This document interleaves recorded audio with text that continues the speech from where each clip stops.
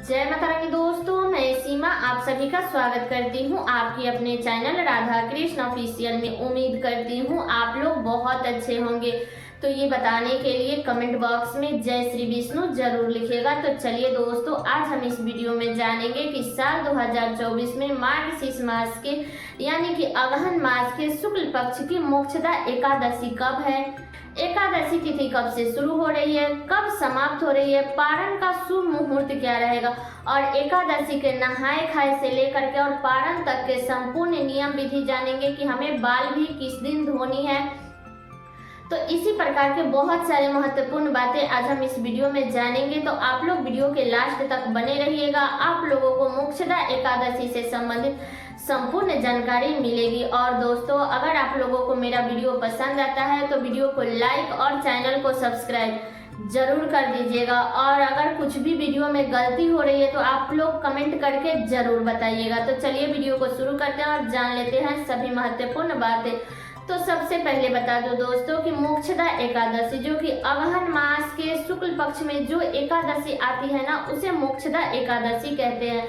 तो इस एकादशी के नाम से ही पता चलता है कि मोक्ष दिलाने वाली ये एकादशी है। अगर आपके पितर किसी को मतलब मोक्ष प्राप्त नहीं हुआ है या आप किसी को अपना पुण्य देना चाहते हैं एकादशी का व्रत करके जिससे उनका मोक्ष की प्राप्ति हो जाए, तो आप लोग इस एकादशी का व्रत करके और इस एकादशी का जो पुण्य है वो संकल्प लेकर के उस आदमी के निमित्त कर देंगे तो उसका मोक्ष की प्राप्ति हो जाएगी। क्योंकि इस एकादशी का व्रत करने से घर में सुख समृद्धि और मोक्ष की प्राप्ति होती है, निरोगी काया होता है। इसलिए इस एकादशी का महत्व बहुत अधिक महत्व माना गया है।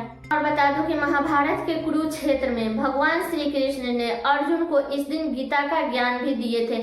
तो इसलिए इस एकादशी के दिन गीता जयंती भी मनाया जाता है। तो इस एकादशी का बहुत ही अधिक महत्व माना गया है। अब चलिए जान लेते हैं कि एकादशी तिथि कब से शुरू हो रही है और कब समाप्त हो रही है। तो बता दूं कि एकादशी तिथि शुरू होगा 11 दिसंबर को, दिन है बुधवार, सुबह में 3:44 पर एकादशी तिथि शुरू हो जाएगा और एकादशी तिथि समाप्त होगा 11 दिसंबर को ही मध्य रात्रि में 1:10 पर एकादशी तिथि समाप्त हो जाएगा, यानी कि वो बुधवार का दिन माना जाएगा। इसलिए बता दूं कि अब की बार एकादशी का जो व्रत है वो सिर्फ 11 दिसंबर को ही रखा जाएगा। दिन है बुधवार, तो इसी दिन जो भी गृहस्थ जन है, वैष्णव परिवार है, तो सभी लोग 11 दिसंबर को ही एकादशी का व्रत करेंगे। क्योंकि अब की बार सिर्फ एकादशी तिथि 11 दिसंबर दिन बुधवार के दिन ही मिल रही है। ठीक है, तो इसी दिन हमें व्रत रखना है एकादशी का। और बता दूं कि एकादशी के व्रत रखने से एक दिन पहले यानी 10 दिसंबर को हमें दसवीं तिथि के नियमों का पालन करना है। तो दसवीं तिथि के दिन हमें बाल धोकर के स्नान करनी है। इस दिन शुद्ध सात्विक भोजन किया जाता है। सब्जी इसमें इस दिन घी में बना करके खाया जाता है। ठीक है, सरसों के तेल, रिफाइंड ये सब चीजें नहीं खाई जाती है, घी में सब्जी बना करके खाया जाता है। और बता दूं कि इस 10 दिसंबर को दिन पड़ा है मंगलवार, तो बहुत सारे लोग हैं जो इस दिन बाल नहीं धोते हैं। तो बता दूं कि अगर आप चाहें तो धो सकते हैं, मतलब कि सूर्योदय होने के बाद मतलब माना जाता है। तो इसलिए आप लोग चाहें तो आप लोग सूर्योदय से पहले बाल धो लीजिए, नहीं तो आप लोग सोमवार के दिन बाल धो करके स्नान कर लीजिएगा। इसके बाद में लहसुन प्याज का सेवन मत कीजिएगा, शुद्ध सात्विक भोजन कीजिएगा। और बता दूं कि जो एकादशी का जो व्रत है ना वो ज्यादातर बूढ़े आदमी लोग करते हैं। तो अब देखिए ठंडी भी बहुत अधिक पड़ रही है, तो अगर आप लहसुन प्याज भी खाते हैं ना, ऐसे नहीं खाना चाहिए। अगर आप सोमवार के दिन बाल धो करके स्नान कर लिए तो आपको नहीं खाना चाहिए। लेकिन मान लीजिए कि आप खा रहे हैं, मतलब नहीं रह सकते बिना खाए, अगर आप बुजुर्ग है तो इस स्थिति में क्या कीजिएगा कि उनको मतलब बाल धो करके आप लोग उसमें मत ना होइए, आप लोग गंगा जल भी उस पर छिड़क दीजिएगा तो हो जाएगा। ठीक है, इसी दिन से हमें ब्रह्मचर्य का पालन करना है। सरसों का तेल, रिफाइंड, चावल, साग, मूली, गाजर, मसूर का दाल ये सब का सेवन नहीं करना है, शुद्ध सात्विक भोजन कीजिएगा। और बता दूं कि इसके बाद में हमें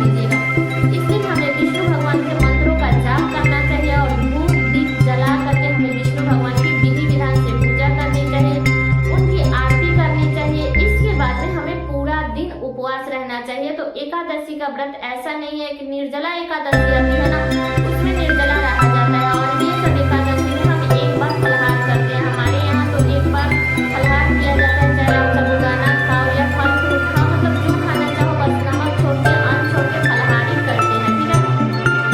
बाकी आप अपने घर का नियम देख लीजिएगा। तो एक बार मतलब ऊपरी टाइम में 2:30-3 बजे के करीब में हमारे में खाया जाता है।